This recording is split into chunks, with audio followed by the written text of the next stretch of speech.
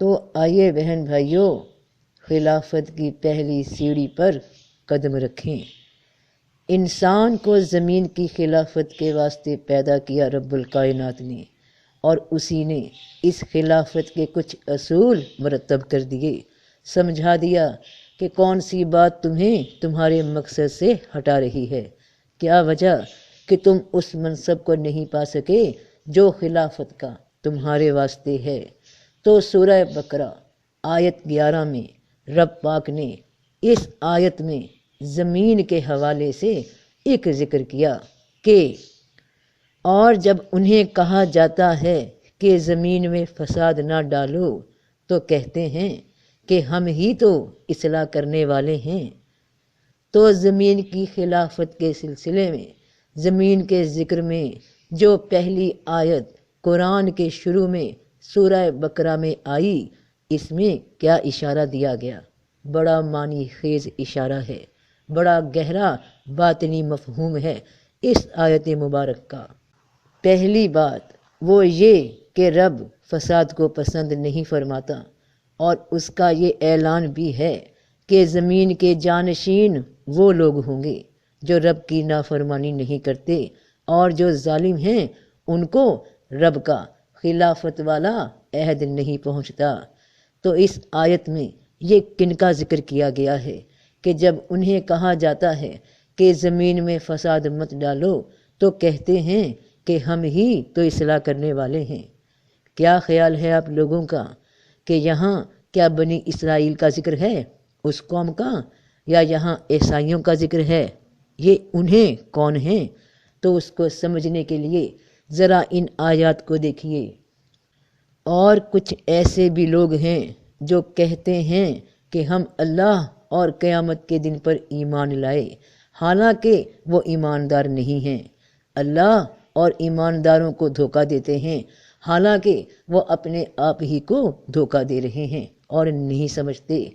ان کے دلوں میں بیماری ہے، پھر اللہ نے ان کی بیماری بڑھا دی، اور ان کے لیے دردناک عذاب ہے، اس لیے کہ وہ جھوٹ بولتے تھے۔ اور جب انہیں کہا جاتا ہے کہ زمین میں فساد نہ ڈالو تو کہتے ہیں کہ ہم ہی تو اصلاح کرنے والے ہیں۔ خبردار، بے شک وہی لوگ فسادی ہیں لیکن نہیں سمجھتے۔ تو کچھ لوگ ایسے ہیں جو کہتے ہیں ہم اللہ پر اور قیامت پہ ایمان رکھتے ہیں، مگر وہ ایمان والے نہیں ہیں۔ یہاں کن کی بات ہو رہی ہے؟ مسلمانوں کی ہو رہی ہے۔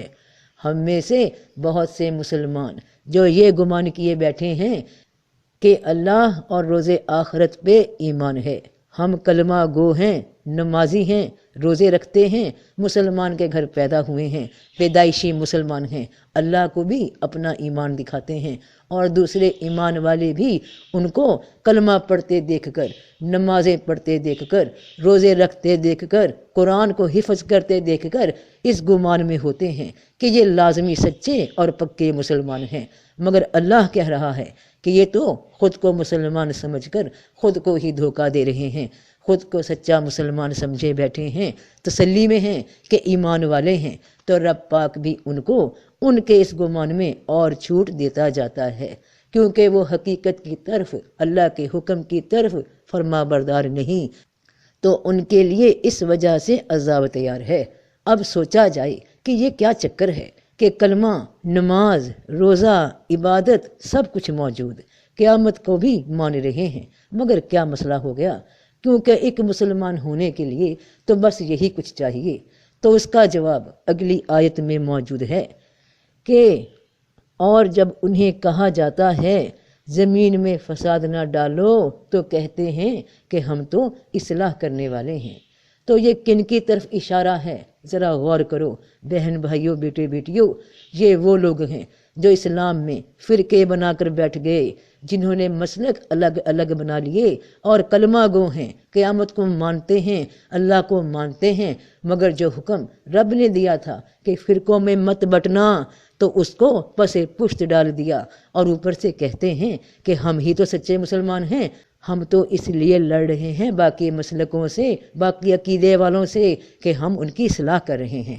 تو اللہ فرماتا ہے کہ خبردار، بے شک یہی لوگ فسادی ہیں لیکن نہیں سمجھتے، تو یہی لوگ اصل میں زمین میں فساد پیدا کرتے ہیں۔ اللہ تو قرآن میں کئی مقامات پہ فرماتے ہیں کہ اور اہل کتاب روشن واضح دلیل آ جانے کے باوجود فرقوں میں بٹ گئے، اور انہیں صرف یہی حکم دیا گیا تھا کہ اللہ کی عبادت کریں، ایک روح ہو کر خالص اسی کی اطاعت کی نیت سے، اور نماز قائم کریں اور زکوٰۃ دیں، اور یہی محکم دین ہے، یہی مکمل دین ہے۔ تو پھر انہوں نے اپنے دین کو آپس میں ٹکڑے ٹکڑے کر لیا، ہر ایک جماعت اس ٹکڑے پر جو ان کے پاس ہے خوش ہونے والے ہیں۔ کیا انہوں نے اس ارشاد میں غور ہی نہیں کیا، یا ان کے پاس ایسی بات آئی جو ان کے پہلے باپ دادا کے پاس نہیں آئی تھی؟ تو کیا انہوں نے غور نہ کیا کہ اللہ نے فرقے بنانے سے منع کیا ہے؟ تو یا یہ لوگ اپنے رسول کو پہچانتے نہیں تب یہ اس کے منکر ہیں؟ تو کیا اے امتیو، اے مسلمانوں، اے فرقے والو، تم اپنے رسول کے حکموں کو بھول گئے کہ رسول اللہ صلی اللہ علیہ وسلم نے کیا فرمایا تھا؟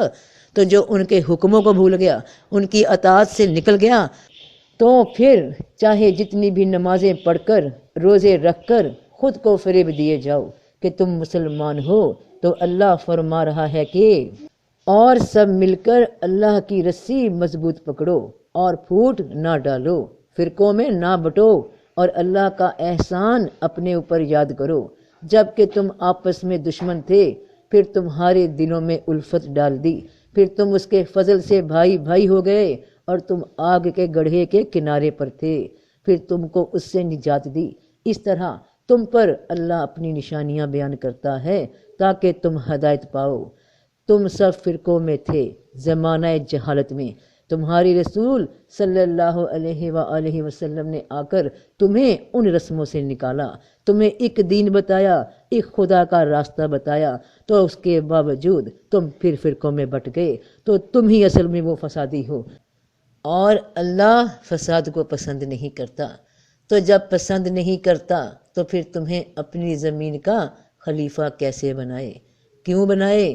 تو یہ پہلی منزل ہی زمین کی خلافت کے ضمن میں بڑی بھاری ہے ان لوگوں کے واسطے جو فرقوں میں بٹے ہوئے ہیں، جو مسلکوں میں بٹے ہوئے ہیں۔ اس سے قدم باہر نکلیں گے تو زمین کی خلافت کے پہلے اصول پہ عمل ہوگا۔ آج ذرا غور کرو کہ ہم مسلمان کہاں کھڑے ہیں، اور کیوں اسلام کا نام لینے کے باوجود، اللہ کو ماننے کے باوجود، قیامت پہ یقین رکھنے کے باوجود خلافت سے محروم ہیں۔ تو سب سے پہلے اس کی اصلاح ہونی چاہیے تاکہ اگلی منزل کی جانب سفر شروع ہو۔ فی امان اللہ۔